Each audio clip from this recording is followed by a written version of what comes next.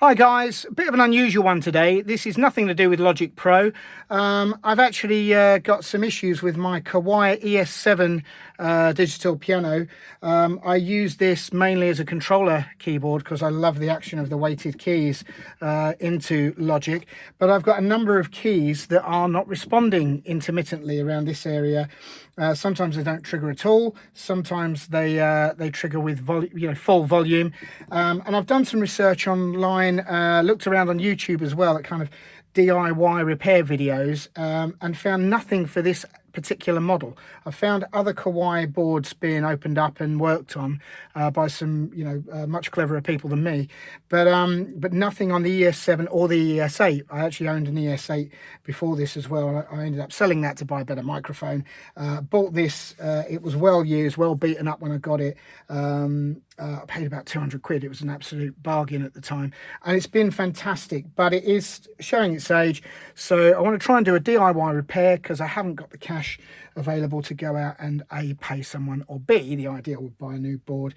As much as I'd love a Nord stage, I think Mrs. Beanie would be a bit upset by that if I went out and whacked one of those on the credit card right now. So I'm going to have a go at fixing it. So I'll show you in a moment what the issue is, and hopefully we can have a go at opening it up and see what we can find.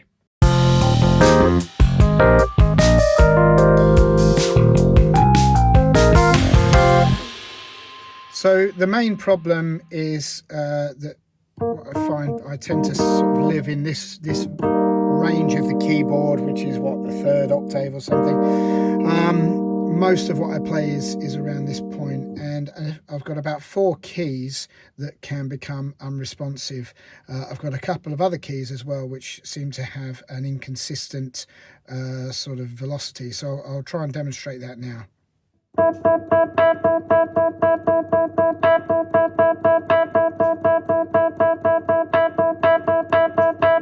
So you can hear occasionally there it's maxing out. Now my piano technique isn't the best, but it's inconsistent, and it does happen when I'm not expecting it to.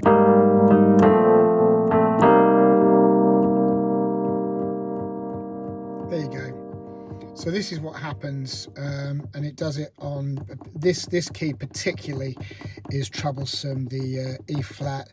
I also have issues with these 3 as well. So there are 3. Sometimes this one, there you go, it's back now, but it's fairly intermittent. I've seen a couple of videos where people have taken apart Kawai boards and cleaned out the sensors, but I recently read that it's better to potentially replace them. So I'm going to open it up and hopefully be able to resolve that issue. So this is what I'm hoping to do, is to replace these sensors, which I ordered from a company called WD Greenhill & Co. It cost about £25, £26 to have these delivered. They've got a pretty good website. You can just sort of go in and put in your Kawai model and various other models, in fact, and it will tell you which parts you need. They did confirm that these are the right ones. They are apparently a newer sensor. The original ones for this piano are discontinued. I think it's quite old now. It's certainly no longer in production. But I've been reliably informed that these work, and I understand that it's these contacts on the this side here that actually are effectively making the triple sensor action work. And it's the sort of deterioration of those contacts that causes these keys to become a bit sticky. The action itself is fine on the piano. I've never really had an issue with the keys bouncing back.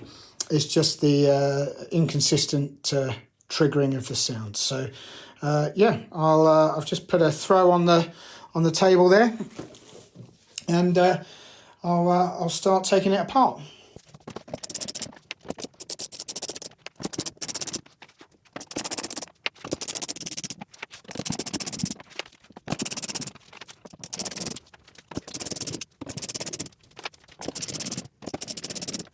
Okay, so I've just taken out all of these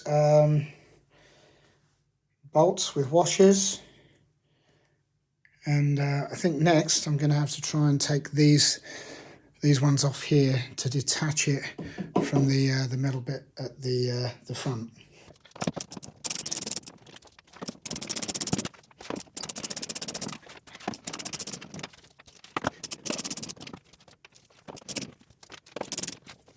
Okay, so we have 5 of these sort of flat-headed screws there, and then a couple of these sort of smaller screws which seem to just hold in the kind of, I guess it's like a hardboard base. So let's see if we can now detach that.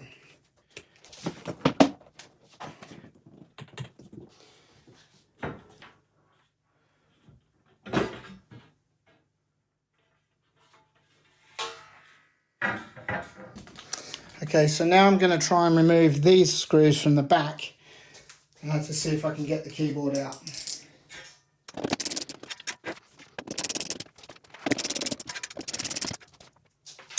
Slightly smaller screws there.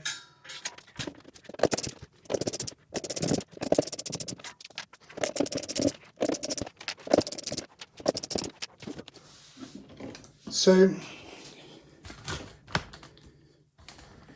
what you can see here is that it's this is the underside of the board. It's attached, there's the circuit board, which is obviously the controller. And this is the bottom of the keys.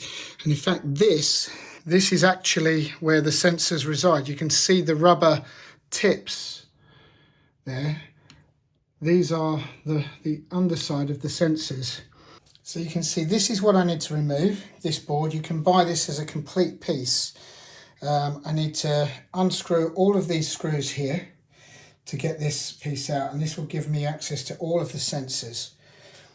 But I need to detach this here, and this piece actually connects the 2 halves of the board together.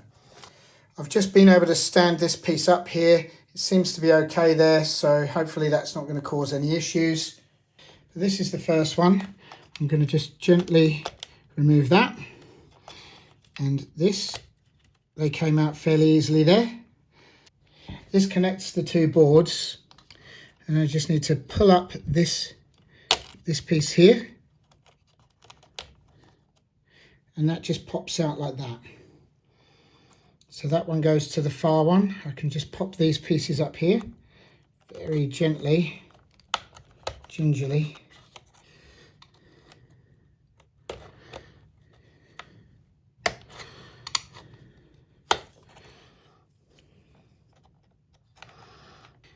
So you just want to lift those up, and then this should, there you go, come out. So this is a quick look at the underside now. I've been able to lift up everything there. That's just sort of resting there with the kind of bottom panel. You can see I'm pretty confident that's not going to go anywhere right now. Obviously I've got the whole board upside down. You can see all of the hammer action in there. Haven't got any issues with any of the keys. So I don't think I need to physically remove this, although I'm sure you could actually take the entire piano out now if you needed to. For anyone else who's got to work on these, I suspect that would be a question of cutting these couple of cable ties there, and you could probably slot that through that gap there to actually physically get the entire keyboard out. But I don't think I need to do that right now. And obviously I'm looking at it upside down. So the register that I'm going to be working on is going to be these 2 here, these 2 octaves. I bought 2 octaves worth. So now I'm just going to remove these screws.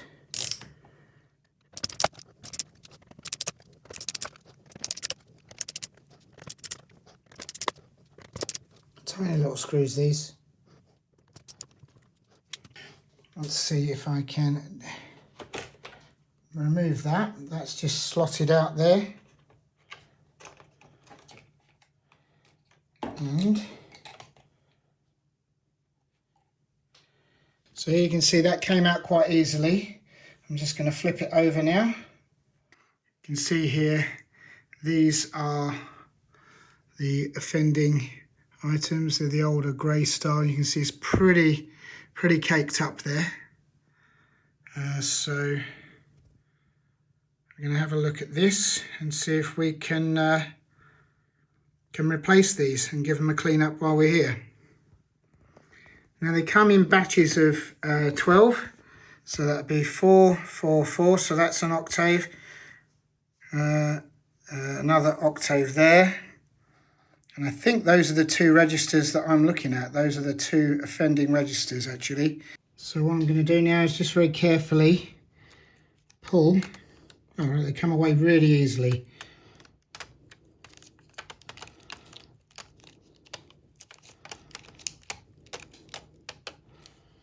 And there you go. That's the old set completely removed. Now I don't know if that's wear. These strike marks, these kind of lines that are down on there, or if that's normal. Maybe that's normal. They've all seem to have it.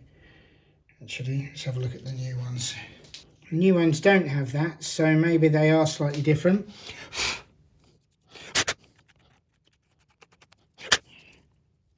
Now, what I do need to do is check that these are the right way round, because it could go that way or it could go that way.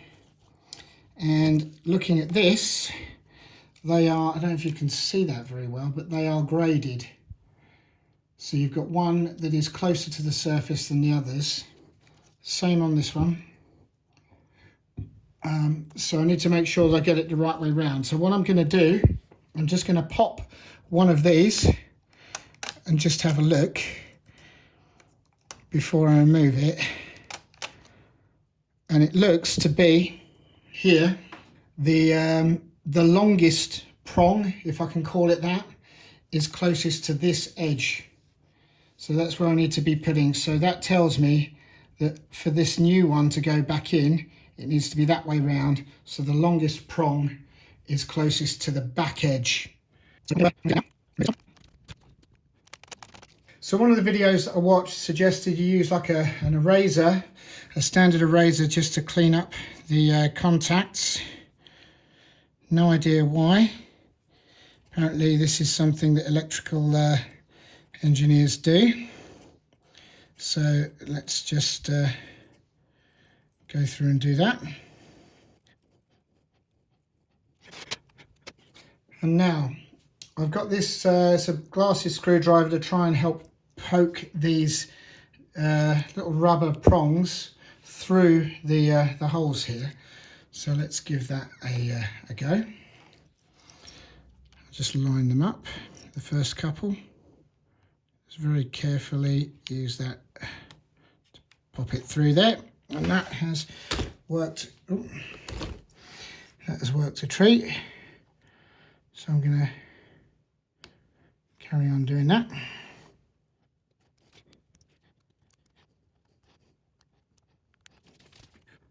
Okay, so that might have been a little bit harsh, so I'm just going to use an orange wood stick here.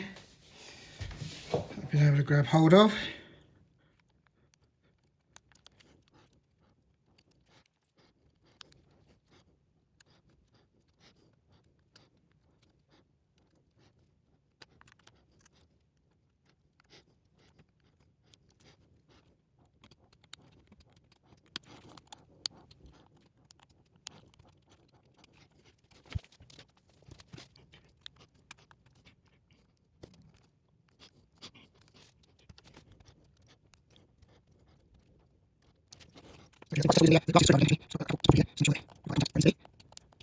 And they all seem to have gone in pretty nicely.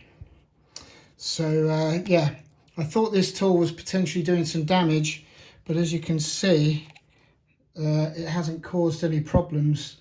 They've all gone in quite nicely. So something, the metal, thinner metal there was definitely better. So now I will move on to the next batch.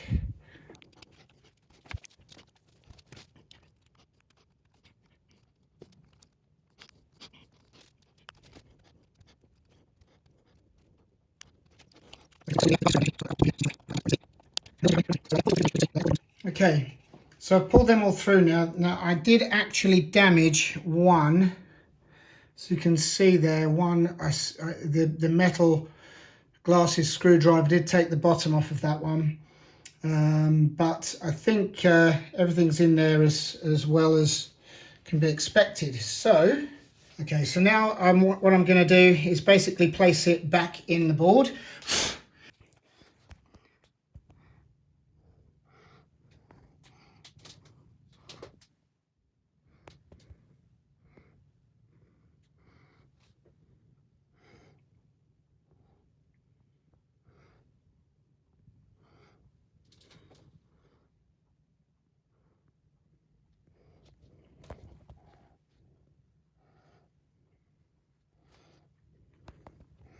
I hope this is useful to some of you.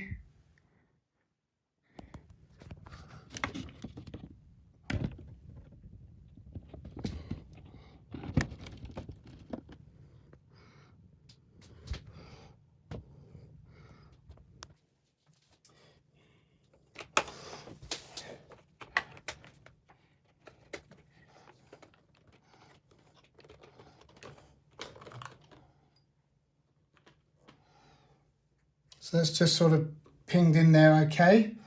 Just going to try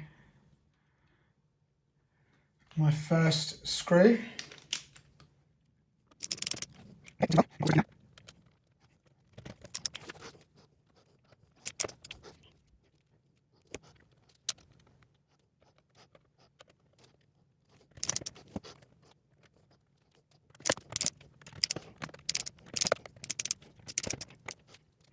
So now I've done all of that, all those screws are back in. I can reconnect these two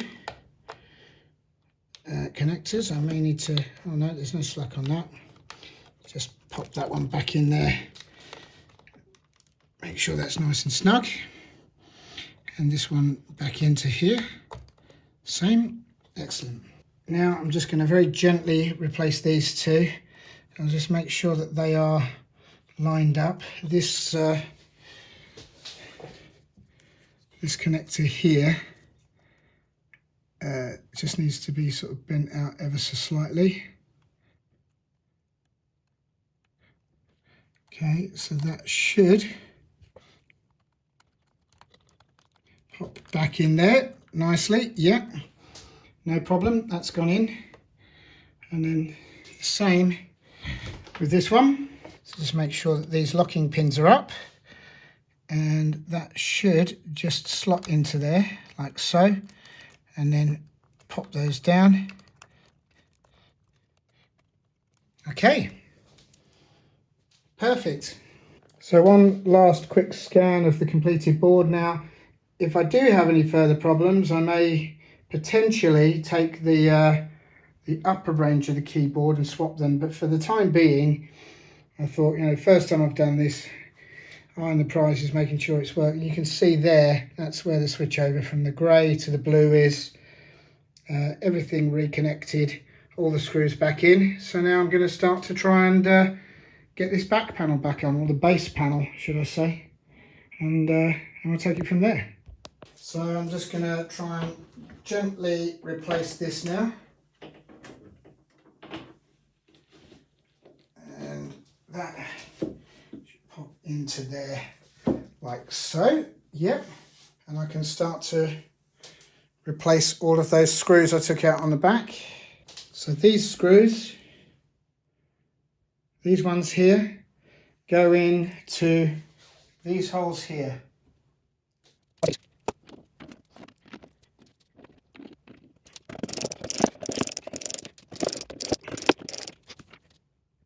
So these screws into these four. These ones were connected to the speakers and didn't need to come out.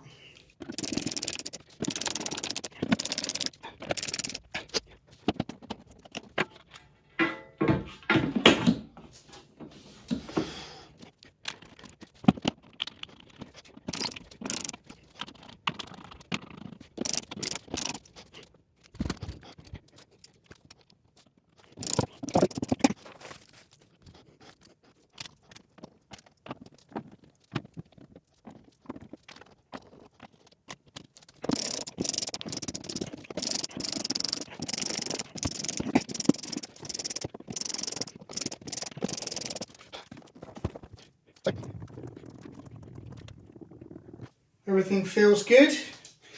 Let's plug it back in and see what we've got. So here we go, guys, the moment of truth. Let's plug this back in. We've got power.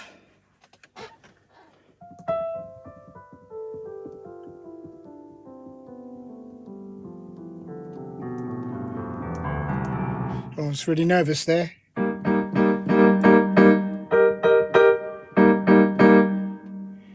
So these will be the two registers that we've just replaced. And as I said, this is where I spend most of my life on the keys.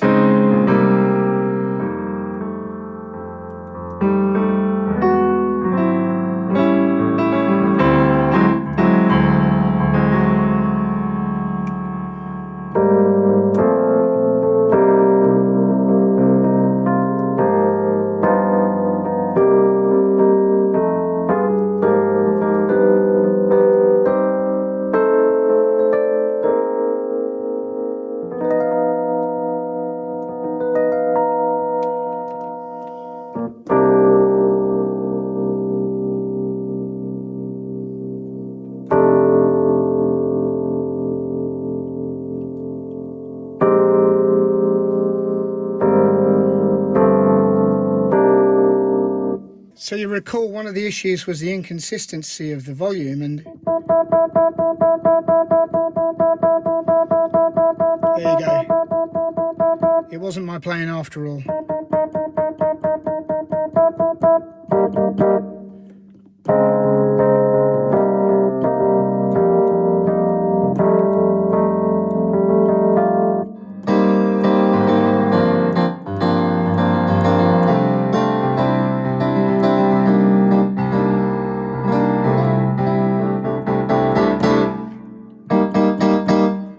I would call that a success. Well, thanks for watching, guys. I hope you found that useful. I couldn't find a video on the ES7 or the ES8 anywhere on YouTube. Found other models. There are some service manuals available. You can buy them from the guys I bought the contacts from. They do sell them, but from the ones that I could find that were for different pianos, they didn't seem to give me a lot that I probably couldn't have figured out by myself. You may be thinking to yourself, you know, actually it's probably stuff I could and should have done. I'm no electrical engineer. I just cannot afford a new board yet, so I wanted to go down there, try and repair your own. And I'm guessing this is probably over 12 years old now. Must be at least that, something like that. I would say it was well used and secondhand when I bought it for 200 quid. But it's been a great board. Actually prefer this action.